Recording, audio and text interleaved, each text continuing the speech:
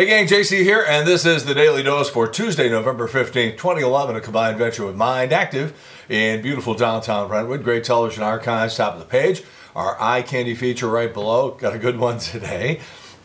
And right below that is my Cardinal photo gallery from the 2011 season. Something like 4,000 people have already viewed this here and on our Facebook page, The Showgram with JC Corcoran. That's our Facebook page, The Showgram with JC Corcoran. We also Twitter, by the way, at STL JC Corcoran, if you want to follow there. But I took about 60 pictures that I had collected from the 2011 baseball season. Starts with Busch Stadium engulfed in snow back in February, and it ends with the Tony La Russa announcement. About 60 photographs. It's right below the eye candy feature. Take a look at it. And in the meantime, we forge ahead with our rock and roll poll question, which yesterday was, who would your choice have been for the new Cardinal manager? Jose Oquendo, number one answer at 30%. But number two answer, 1 percentage point behind, Mike Matheny. So reasonably popular choice. I do think that we tapped into something here in our discussion about Jose Oquendo. I think that there was a lot of sentiment for the idea that, maybe it was Jose's chance. And the Cardinals might want to come up with something to recognize the fact that he's been contributing at a great level, and that, look, a third of our audience believed that Jose Oquendo should have gotten this chance. So maybe they ought to write him a fat check or something like that. What do you say? Anyhow, our rock and roll poll question today, going to the Paul Simon show tonight at the fabulous Fox Theater. Really looking forward to it, by the way. We've gone to see Paul Simon almost every time he's been here, and I just think his shows are absolutely fantastic. I think the last time we saw Paul Simon, when he was here for the Bob Costas celebrity fundraiser for Cardinal Glennon Children's Hospital, he was great there. Did some songs that I had not seen him do before, like Duncan, which is a great song, and got a chance to see that. What will Paul Simon pull out of the hat tonight? We'll see. Here's our rock and roll poll question. Have you ever gotten all the way to a concert or a sports event only to realize you've forgotten tickets? All right? Answers. A, yes. B, no. Or C, of course, but I'd never admit it. Please answer our rock and roll poll question. I'm very curious to see what your answer is on this one. Well, it was an interesting night of television last night. I'm thinking to myself, well, the Green Bay game is going to be a blowout. I'll watch a little bit of the game was over before halftime.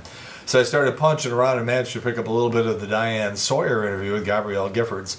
You know, I'm not the sort of guy who would sort of get into something like that, because I understand that they are reporting, but they get a little schmaltzy with it. But it was pretty amazing last night. And the other story was, I got this show. They canceled the Playboy Club show on NBC on Monday night. And I don't know if the show was terrible or if it was more a case of the Dummkopfs at NBC who figure, oh, let's put a show about chicks running around half naked back in the 1960s on Monday night. What's on Monday night?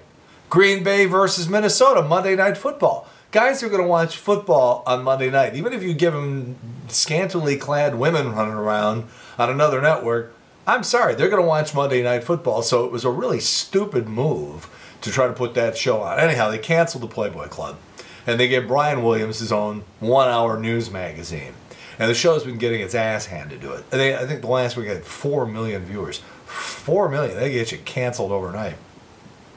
So last night they may have gotten enough attention. I'm assuming that a lot of people tuned away from that Packer game because it was so lopsided. And maybe, by the way, I didn't look to see what the final score was because I gave up on the game. Watch, Minnesota comes back and wins 49-45.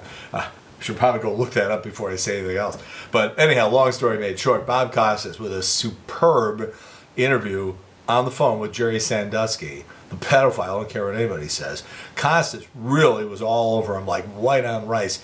The guy denied everything other than taking showers with the boys and said that that was a big mistake. Costas was unreal. He was relentless. And then he got his lawyer, and he's like, so wait a minute, you're trying to tell me you believe that this guy is innocent. You're not just saying that you're going to be able to get him off, no pun intended, but the guy goes, no, I believe he's innocent. So Costas did a great job. You could tell Brian Williams was looking at him like he did something I couldn't do. Yesterday was one of the best examples of the old adage, it's better to be lucky than be good. One of the best examples I've ever seen.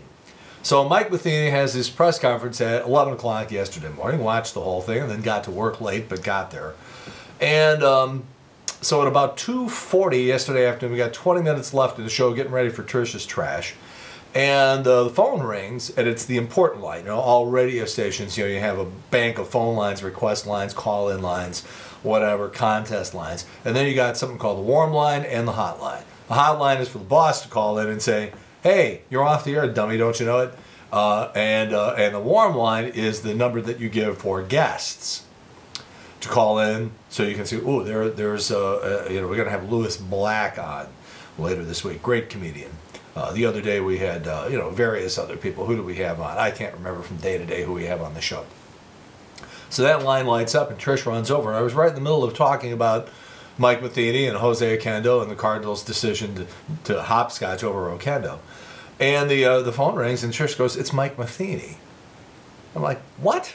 And I'm figuring, we're being punked. It's McGraw disguising his voice or something. So she gets back on the phone and he said, no, it's really him. He apparently, John Hadley, our sports director at the station, had requested Matheny to call the radio station for an interview, but I don't know, something got lost in the translation.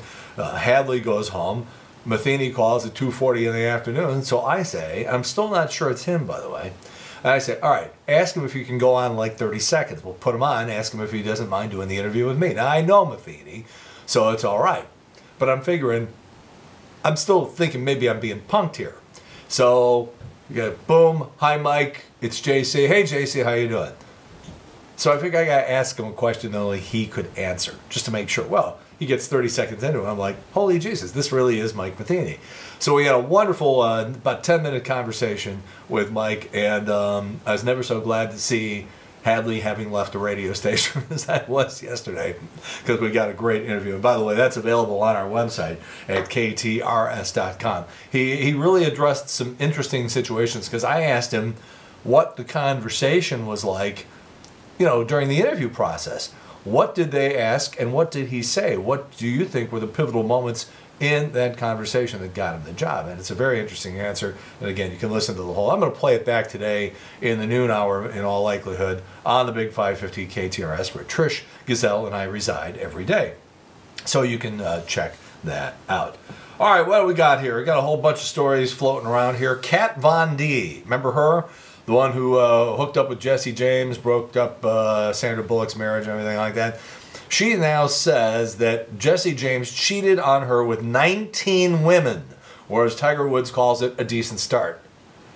Chelsea Clinton has been hired as a special correspondent on NBC's Nightly News. As part of the deal, NBC has agreed to let Bill nail Whitney Cummings.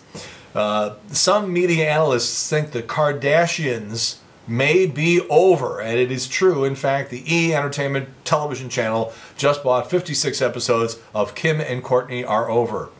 Anna Kournikova is leaving The Biggest Loser after one season. Fortunately, she'll always have tennis, where she is the biggest loser. According to a new survey, the average woman can only keep a secret for 32 seconds.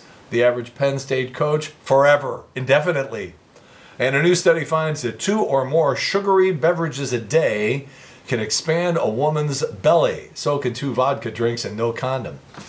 All right, what else we got here? Oh, Inside Story tonight. This is a show on the Bio channel. You got to check and see if you have it.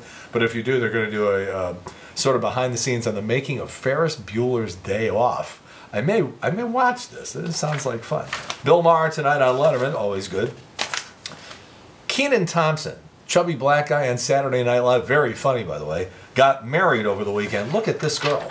Look at this girl. Now, I thought I was lucky, and I was, by the way. I thought I was lucky to get the woman I got to marry me, because I'm ugly. But that's unbelievable. Nice work, Mr. Thompson. What else we got here? Bits and pieces, bits and pieces. National Toy Hall of Fame has just announced its 2011 class. These are the toys that they are inducting into the Toy Hall of Fame. Hot Wheels dollhouses, and for some reason, the blanket. The blanket is now being characterized and classified as a toy. These are the same people who gave you ketchup as a vegetable, I think. What do we got here? What do we got here? I got to cut to the end because we're running out of time. Oh, Beverly D'Angelo is 60 today.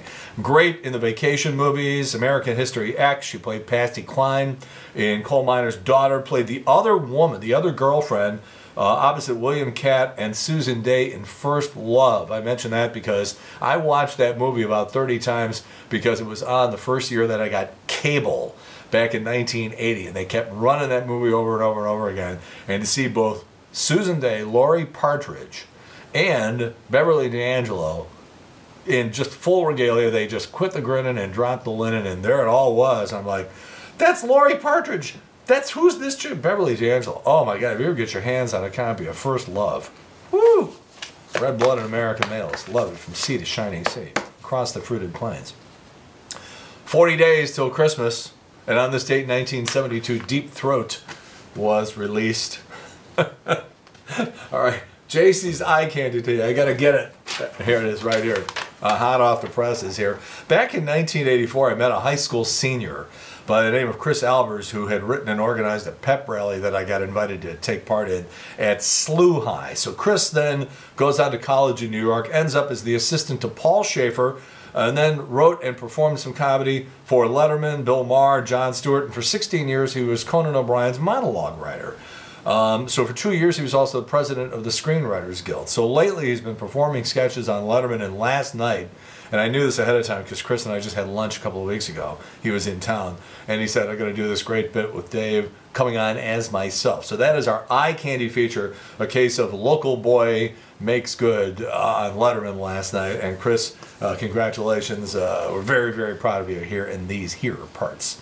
All right, that's JC's eye candy, and you can see it right below what you're looking at right now. All right, again, our rock and roll poll question: who would your choice have been for manager of the St. Louis Cardinals? That was our rock and roll poll yesterday. Jose Oquendo, #1 answer. All right, so you go to a concert or a sporting event, you get all the way there, you realize you forgot your tickets. Ever happened to you? Yes, no, or yeah, but I ain't going to tell you. That's our rock and roll poll. Please answer. We'll have results for you throughout the course of the day and here on the Daily Dose on jcontheline.com. That's it. In the meantime, the Daily Dose for Tuesday, November 15th, 2011, a combined venture with Mind Active in beautiful downtown Brentwood. In the meantime, we've beaten this one to death. Have a good one. See you later. Bye.